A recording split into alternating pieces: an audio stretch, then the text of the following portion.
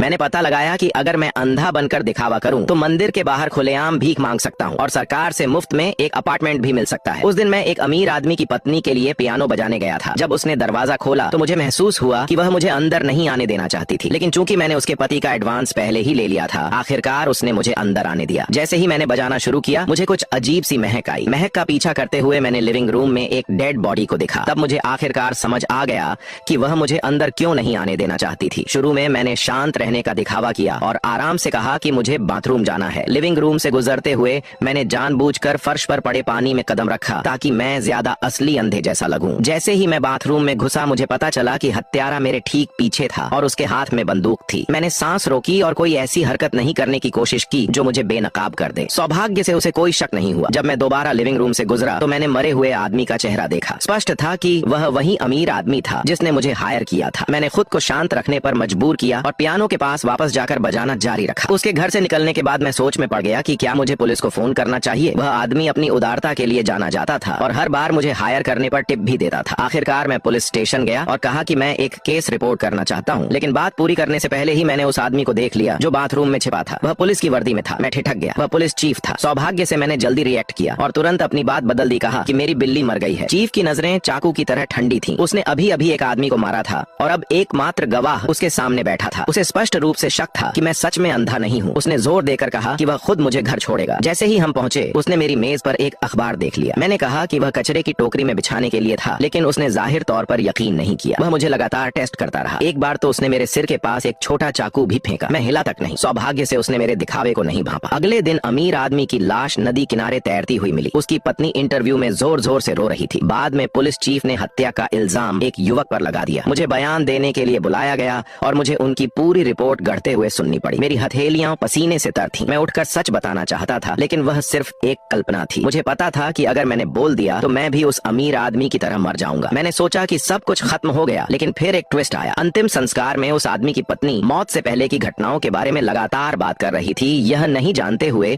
कि हत्या के दौरान वह और चीफ एक व्यक्ति को भूल गए थे, पड़ोस की बूढ़ी औरत। अंतिम संस्कार के बाद वह बूढ़ी औरत पुलिस के पास गई और कहा कि अमीर आदमी की पत्नी झूठ बोल रही है। जब पत्नी को पता चला तो वह बूढ़ी औरत के घर गई और दरवाजा खटखटाया। उस वक्त मैं संयोग से अमीर आदमी की बेटी का प्राइवेट टीचर बनकर हायर किया गया था। जब एलिवेटर के दरवाजे खुले तो मैंने अपनी आंखों से देखा कि अमीर आदमी की पत्नी बूढ़ी औरत को सीढ़ियों से धक्का दे रही थी। मेरे पैर कांपने लगे। मैं लगभग गिर ही पड़ा। मैंने खुद को शांत रहने पर मजबूर किया और दिखावा किया कि मैंने कुछ नहीं देखा। मुझे नहीं पता कि बूढ़ी औरत को इसलिए मारा गया क्योंकि उसने सबूत दिए थे, लेकिन मुझे लगता है कि वह औरत पागल हो गई थी। वह हर उस व्यक्ति को खत्म करना चाहती थी जो सच जानता था। मैं भागना चाहता था,